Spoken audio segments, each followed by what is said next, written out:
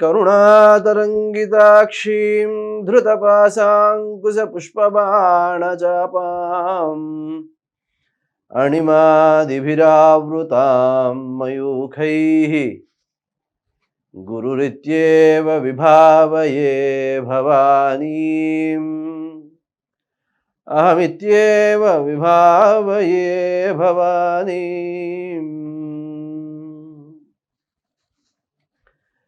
वागीशाद्यास्तु मनसः सर्वार्थानामुपक्रमे इयं नत्वा कृतकृत्या स्युः त्वं नमामि गजाननम्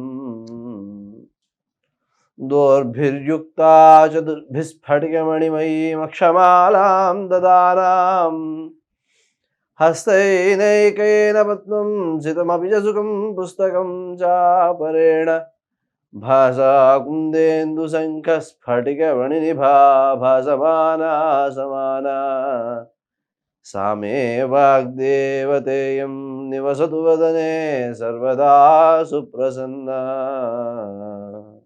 सदाशिवसमारम्भां शङ्कराचार्यमध्यमाम् अस्मदाचार्यपर्यन्तां वन्दे गुरुपरम्पराम् गुरुभ्यो नमः गणेशाय नमः सरस्वत्यै नमः मातृभ्यो नमः पितृभ्यो नमः మకర రాశి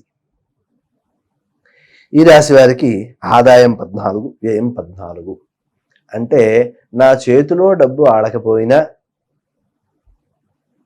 అవసరాలకు తగిన ఖర్చుకి డబ్బు వచ్చేస్తూ ఉంటే చాలు, పని నడిచిపోతుంది, ఈ రోజు కాకపోతే రేపైనా మిగులుతుంది, పని చేయడం ముఖ్యం అని పని రాక్షసుల్లాగా పనిచేసే లక్షణము ఈ సంవత్సరం కనిపిస్తుంది అని చెప్పుకోవచ్చు. అయితే ఈ పని ఎంత శ్రమపడి చేసినా వచ్చేది అంతే. మరి ఆ పనినే తక్కువ సమయంలో పూర్తి చేసుకోవడానికి ప్రయత్నం చేస్తే సమస్య లేదు కదా, శరీరంలో అలసట తగ్గుతుంది కదా.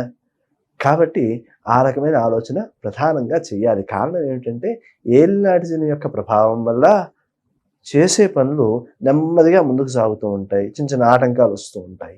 కాబట్టి ఆ ఆటంకాలను అధిగమించాలి అంటే నల్ల నువ్వులతో శివునికి పూజ చేసి 1/2 కేజీ నువ్వులు తీసుకోవడం, శివుడికి పూజ చేయడం, ప్రతి శనివారం నాడు చేస్తూ ఉండడం, అలాగే ఆవుకు పెడుతూ ఉండడం. ఈ ప్రక్రియ చేస్తే ఈ ఆటంకాలను నివారించడంతో పాటుగా విశేషమైన పుణ్యం వస్తుంది. దానివలన సంతృప్తికరమైన జీవన విధానం బాగుంటుంది. మీరు ఎంత కష్టపడి చేద్దాము అని పూనుకున్నా కష్టం పెరుగుతూనే ఉంటుంది, ఫలితం వచ్చేది అంతే వస్తుంది, విశేషమైన ఫలితం రావడం కష్టం. కాబట్టి ఆ విషయంలో కొంచెం శ్రద్ధ చూపించాలి, తెలివిగా ఆలోచించాలి అనే విషయం దృష్టిలో పెట్టుకుని చేసే పనుల మీద కొంత నైపుణ్యాన్ని సాధించడము, అనుభవం ఉన్న వాళ్ళ దగ్గర సలహాలు తీసుకోవడము చాలా అవసరం. అనారోగ్య భావన ఎక్కువగా ఉంటుంది, మానసికమైన ఆందోళన ఉంటూ ఉంటుంది. ఇలా ఆందోళనగా ఉన్నప్పుడు నిర్ణయాలు తీసుకోకుండా జాగ్రత్త పడాలి. చికాకులు ఎక్కువగా ఉంటాయి, పనుల్లో ఆటంకం వస్తే విరోధాలు పెరుగుతూ ఉంటాయి. ఆ విరోధాలు రాకుండా చూసుకోవడం చాలా ప్రధానము.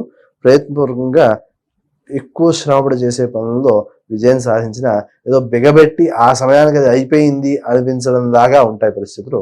ఆ స్థితి నుంచి దాటి విజయాన్ని సాధించడానికి పుణ్యార్జన ప్రధానం. దానికి శ్రీరామ జయ రామ జయ జయ రామ రామ అనే మంత్రం చేసుకోవడం మంచిది.